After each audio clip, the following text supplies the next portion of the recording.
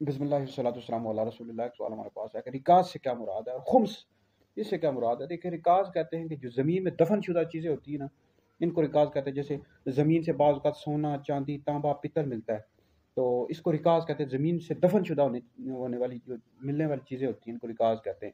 تو اس میں اگر کسی کو زمین سے کوئی سونا چاندی مل گیا تو اس کا جو پانچواں حصہ ہوتا ہے نا، اس کو خمس کہا جاتا ہے۔ پانچواں حصہ یہ نبی کریم علیہ السلام اور آپ کی اہل بیت کے لیے اس کو خمس کہا جاتا ہے۔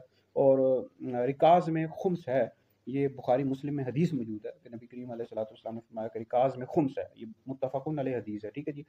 تو باقی تو پانے والے کا ہوگا، یا جیسے گورنمنٹ کو کوئی سونا چاندی مل گیا تو وہ تو سب حکومت کا ہے۔ باقی جو پانچواں حصہ ہوگا اس میں خمس ہے، مطلب یہ نبی کریم علیہ السلام کی اہل بیت کے لیے ہے، ٹھیک ہے، آپ علیہ السلام کی رشتہ داروں کے لیے ہے، قرابت داروں کے لیے ہے، تو اس میں خمس ہے اور یہ دیا جائے گا، ٹھیک ہے جی۔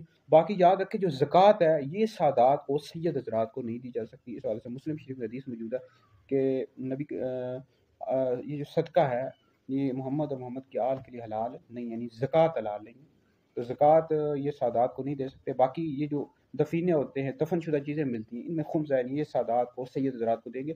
اب بدقسمتی یہ ہے کہ کئی چیزیں ایسی مل جاتی ہیں، اب ہماری حکومت ہے وہ سادات کو ان کا حصہ ہی نہیں دیتی، ان کو دینا چاہیے بھائی۔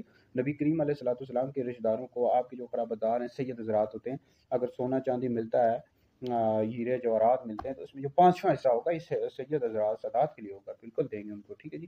تو یہ دینا چاہیے، اس کے لیے علماء کو آواز بھی اٹھانی چاہیے بھائی۔ تو یہ ویڈیو سن کر یہ اگر کوئی شیئر بھی کر دیں، ہو سکتا ہے کوئی حکومت کا وزیر سن لے تو اس کو یہ معلومات مل جائے۔ تو یہ جو دفن شدہ چیزیں ملتی ہیں تو اس میں جو پانچواں حصہ ہوتا ہے نبی کریم علیہ السلام کی اہل بیت کے لیے ہوتا ہے، ان کو اس میں سے حصہ دیا جائے گا۔